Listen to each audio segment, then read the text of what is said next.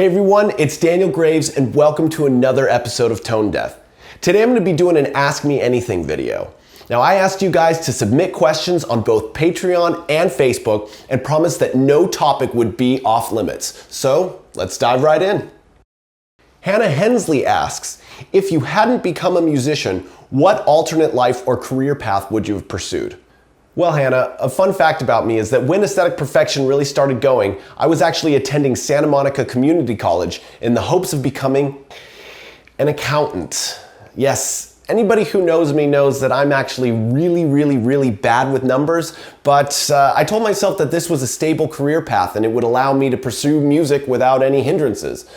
However, I realized that there was no way that I was going to be able to do both, so I dropped out of college.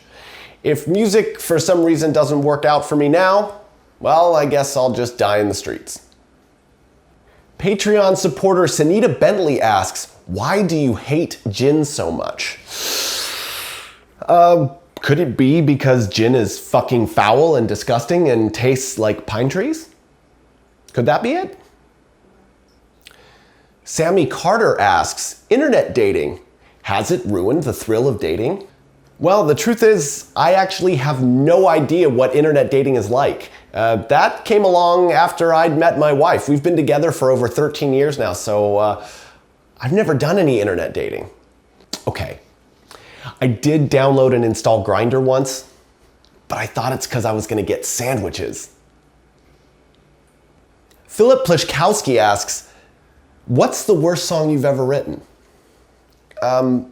The worst song I've ever written, that's a song you've never heard because I didn't release it. I write a lot of really terrible songs that you just never get to hear. Corbin Wilder asks, pineapple on pizza, crime or perfectly acceptable? I don't know how I can stress this enough. Pineapple on pizza is not fucking okay. Anyone who puts pineapple on pizza is a monster and you don't need them in your life.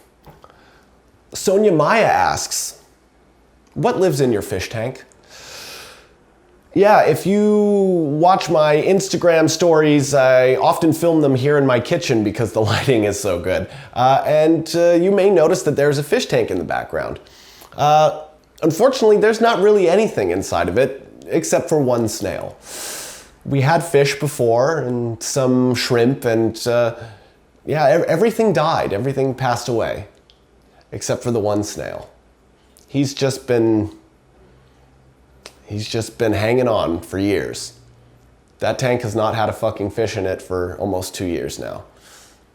And that snail will not die. Just die already! Joe Langley asks, what made you decide to become a completely independent artist, and have you ever regretted that decision? I think the turning point for me was when I would go on tour and come home and realize that other people had made more money than I had.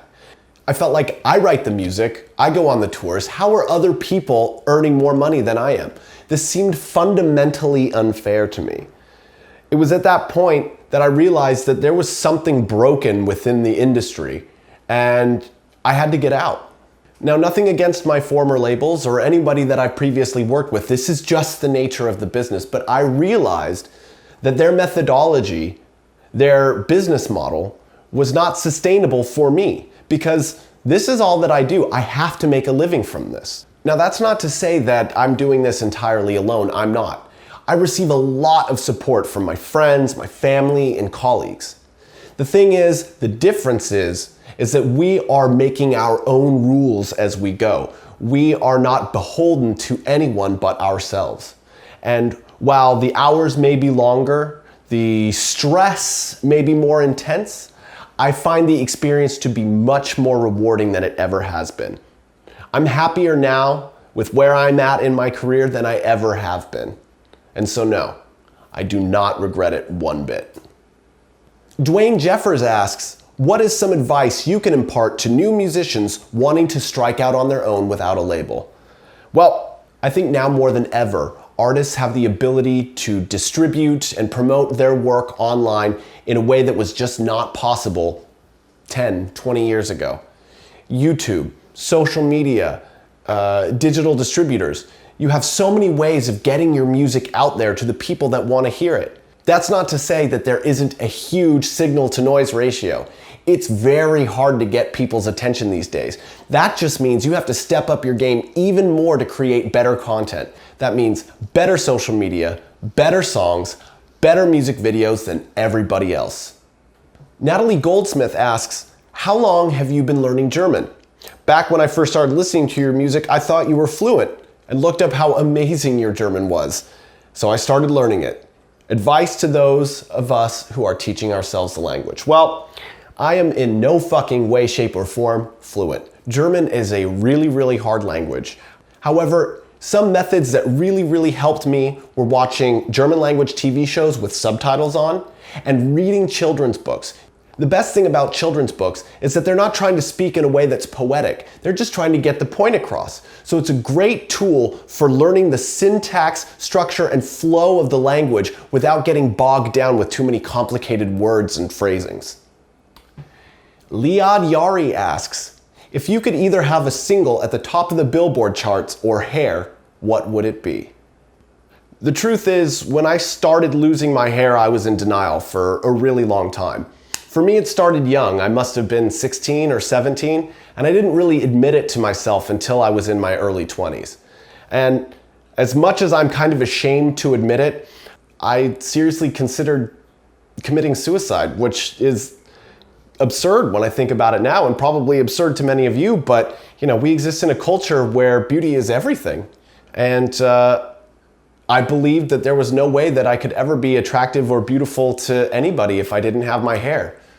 And I felt that way for a good long time. It took a really long time for me to accept myself for who I am.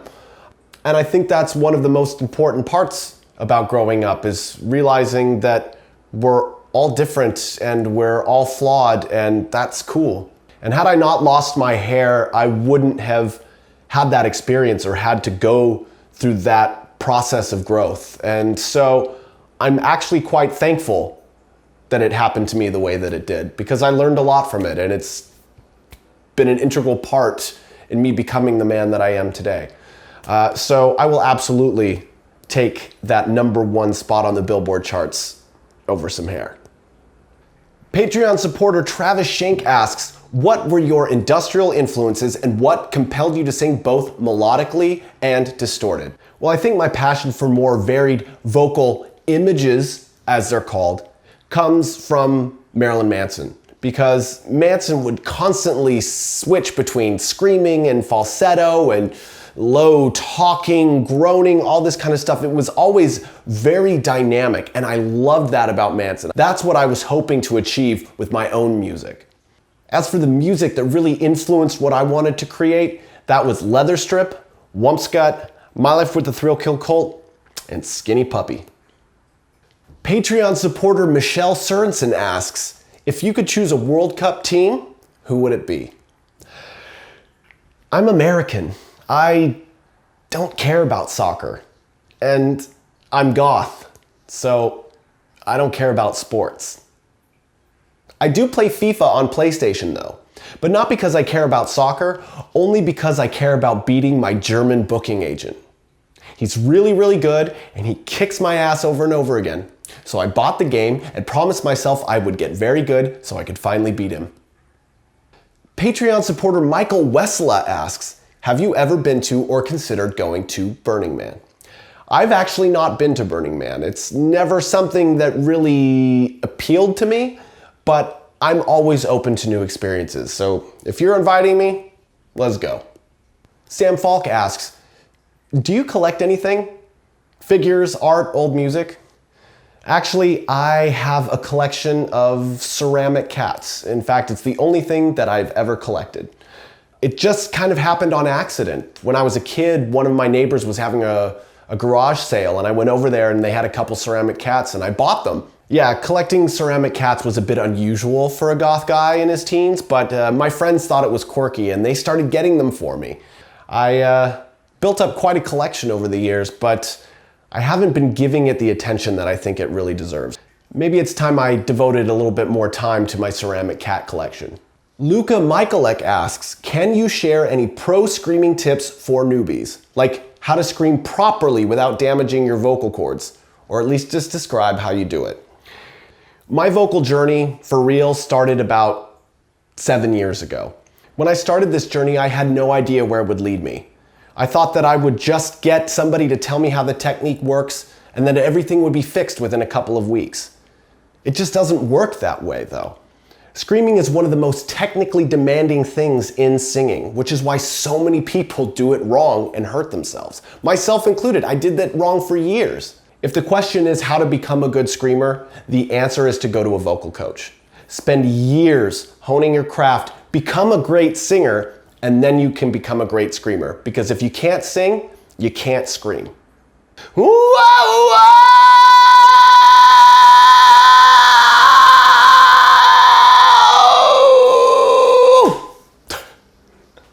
Monica Alderberg asks, how did you get married? Church, civil, big, small?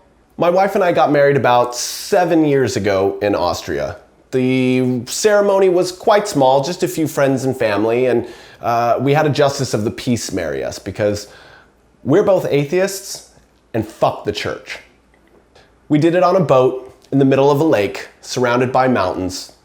It was quite picturesque. It was a wonderful day, and I'm glad I did it. Another one from Joe Langley. What was your favorite live gig that you've ever done, and are there any that you would never repeat? I have a few really, really fond memories of playing in Sweden, Russia, Mexico City, a lot of places that are really, really good to us. But it's the ones that were really awful that stick out to me the most. I believe that my failures are more important than my successes because they've taught me what not to do. And those things have stuck in my mind. The absolute worst show that I can remember was my first ever performance at the Etropolis Festival in Oberhausen, Germany a few years ago. I had a lot of vocal problems on that tour, and my technique wasn't there yet.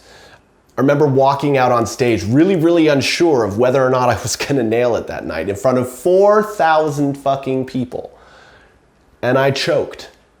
I lost my breath support and I missed the first couple of notes, and I choked and gagged my way through an hour-long set. And to make matters worse, to make myself feel better after that shitty show, I did a shit ton of drugs and ruined my voice for a week after that. That was a turning point for me. It was something that made me stop and look at myself and go, what the fuck are you doing? You have this great opportunity, an opportunity that thousands of people would only dream of having, and you're blowing it. And it wasn't long after that the switch flipped in my brain and I decided to take responsibility for everything. And I'm really thankful for that horrible moment in my life because it traumatized me to the point where I realized I needed to do something about it. Ada Reich asks, not so long ago, you read a book about empathy. Why are you against it? The book that you're referring to is called Against Empathy. It's by the cognitive psychologist Paul Bloom. Bloom, who is a professor at Yale University, argues that empathy may be all well and good when it comes to relating to art or caring for our family. It can be disastrous when used as a tool for deciding who is and isn't deserving of compassion or assistance. Now, studies have shown over and over again that our ability to care for people diminishes as the numbers increase. That's why it's easier to care for a single girl who's fallen down a well than it is to care about thousands of people who are starving in faraway lands. When Joseph Stalin said, "One death is a tragedy, a million a statistic," he perfectly articulated the flaw in our software. This book is about working to overcome this flaw in our programming. It encourages us to use reason and rationality instead of emotion as the source of our compassion and the driving force behind public policy. I cannot recommend it enough. Thanks for watching. If you like what it is that I do, be sure to hit the subscribe button below. And if you'd like to get even more involved, visit my Patreon page. Close to Human Music is a 100% independent operation, and if you'd like to help me keep it that way, consider becoming a supporter. In addition to my eternal gratitude, supporters get cool perks like early access to concert tickets, merchandise discounts, and free music downloads. It's people like you that help keep this whole thing going.